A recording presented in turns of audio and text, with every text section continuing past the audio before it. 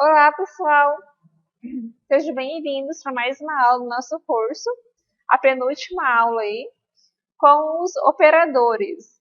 Bom, a gente já trabalhou com quase todos os operadores aí durante as aulas, certo? Mas eu vou explicar um pouquinho mais deles, utilizando aqui o controle do C, certo? Então, vamos vir aqui nos operadores, aqui a gente tem o mais, a adição, subtração, multiplicação e divisão. Aí a gente consegue fazer essas operações com dois números. Mas vamos supor que a gente quer fazer divisão de uma soma. Então, a gente só vem aqui e arrasta a soma aqui e coloca os valores. Então, eles são encaixáveis dentro um do outro, certo? Bom, então, das operações básicas, acho que não tem muita dúvida. Esse aqui é para gerar um número aleatório. Então, vamos supor que a gente vai fazer alguma animaçãozinha com sorteio, ou que o personagem aparece em lugares aleatórios da tela. Então, a gente usa muito esses números aleatórios para isso. Esse daqui é para a gente verificar se os operadores de igualdade maior ou menor.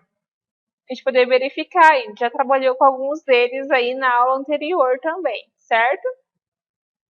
Então, vamos dar uma atenção a mais para o E ou a negação, certo? Então, aqui no E, se a gente colocar ele aqui na condição C, ele só vai executar o que estiver dentro do C se as duas condições aqui forem verdadeiras. Então, vamos colocar aqui.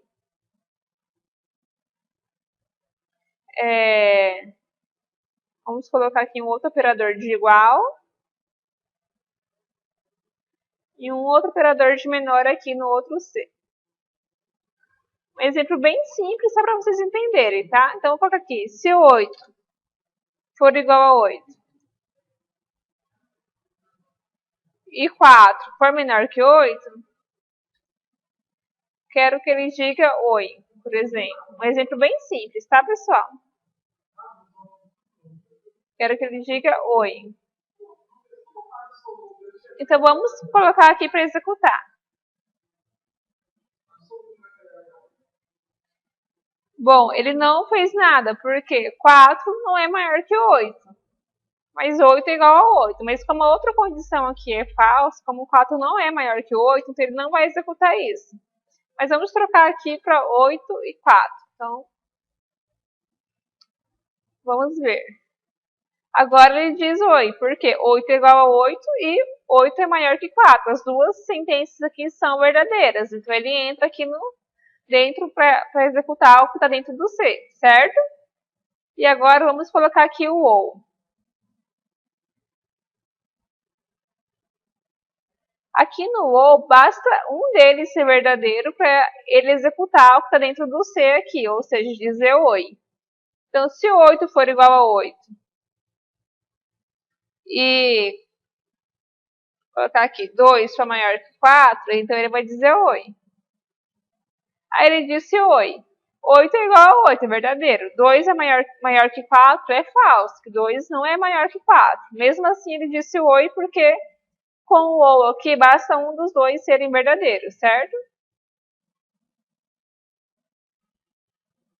Se eu colocar a negação aqui, a negação tem que ser verdadeira. Então, por exemplo, se eu colocar aqui que... Vou colocar aqui, se 4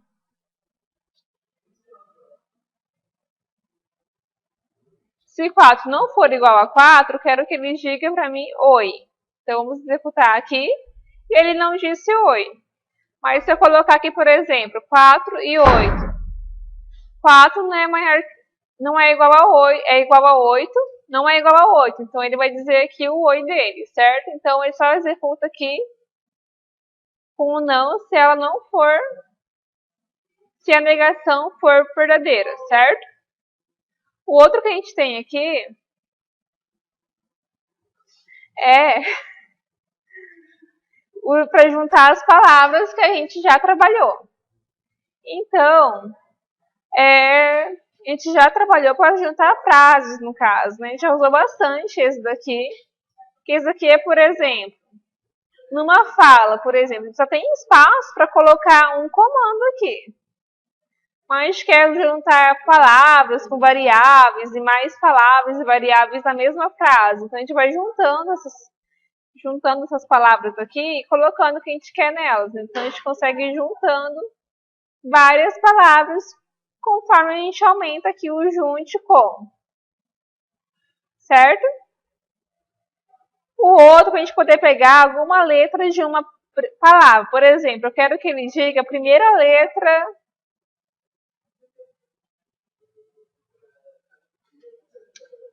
Vamos ver aqui. Quero que ele diga a primeira letra da palavra banana. Então, ele vai dizer a letra B.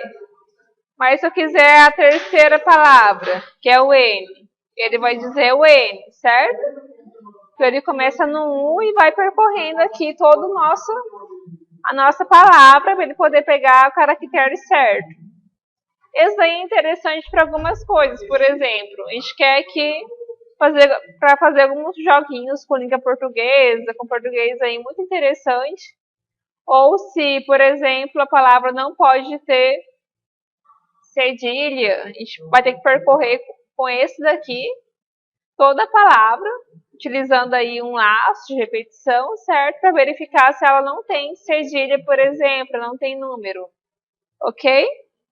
Aqui, ele dá o tamanho da palavra, então eu quero saber o tamanho da minha palavra amor. Que é 4, ou seja, tem 4 letras, o tamanho dela é 4.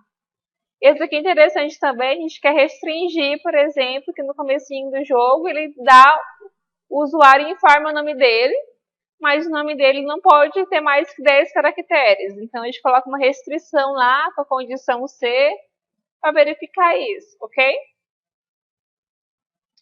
Esse daqui para verificar o resto. Por exemplo, eu quero saber o resto de 4 por 2. É 0, porque 4 dividido por 2 não sobra nada, o resto é 0 na divisão, certo? Isso aqui é interessante para a gente fazer algumas explicações para ver se um número é par ou ímpar, por exemplo, porque se for ímpar o resto vai ser 1, por exemplo, 3 dividido por 2. 3 não é um número par, é um número ímpar, então vai retornar resto 1. Então, essas coisas são interessantes quando a gente tem que verificar o resto, certo? Né? Tô dando assim, sempre do par e do ímpar para aplicação mais simples, né? Tem outras coisas bem mais interessantes para fazer.